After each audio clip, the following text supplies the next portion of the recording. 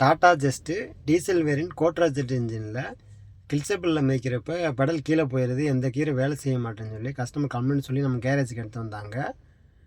நான் வண்டியில் கிலோமீட்டர் பார்த்தீங்கன்னா 2,49,000 கிலோமீட்டர் ஓடி இருந்துச்சு.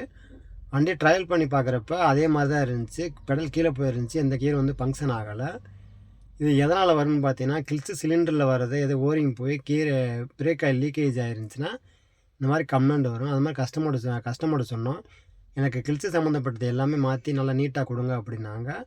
நம்ம அதே மாதிரி கீர் பாக்ஸ் இறக்கி பிரித்து செக் பண்ணி பார்த்ததில் கில்ஸு plate, cover assembly, release bearing, gear oil எல்லாமே வந்து சுமாராக தான் இருந்துச்சு. ஏன்னா இதெல்லாம் நீங்கள் 1,00,000 கிலோமீட்டர் ஒன்ஸ் மாற்றினீங்கன்னா அடுத்து 1,00,000 கிலோமீட்டர் வரைக்கும் எந்த ஒரு கம்ப்ளைண்ட்டும் வராது கில்ஸு சம்மந்தப்பட்ட வேலைகள். ஏன்னா இதெல்லாம் வந்து உள்ள பாக்ஸில் இறக்கி உள்ளே பார்க்குற வேலைகள். அதனால் நம்ம வந்து கில்ஸு plate, cover assembly, release bearing எல்லாமே நம்ம டாட்டா ஒரிஜினல் வாங்கி ஃபிட் பண்ணுறோம்.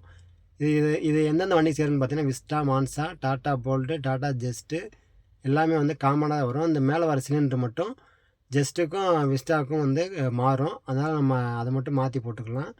அதே மாதிரி நம்ம டாட்டா ஒரிஜினலே வாங்கி ஃபிட் பண்ணுற எல்லாமே நான் ஒரிஜினல் போட்டிங்கன்னா மறுபடியும் எந்த ஒரு கம்ப்ளைண்ட்டும் வராது.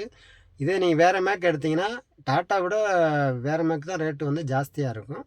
அதனால் நம்ம கஸ்டமர் சொன்னி எனக்கு எல்லாமே ஓஇ வாங்கி ஃபிட் பண்ணுங்க அப்படின்னாங்க. கியர் பாக்ஸ் எடுத்து ஃபிட் பண்ணிவிட்டு இப்போ பெட்டு போல்டெல்லாம் ஃபிட் பண்ணக்கப்புறம் மேலே வர சிலிண்டர் ரெண்டுமே ஃபிட் பண்ணிவிட்டு அதில் dot 4 oil 1/2 litre oil full பண்ணிவிட்டு ஏர் எடுத்துட்டு தான் நம்ம அடுத்த வேலைகள் பார்க்கணும்.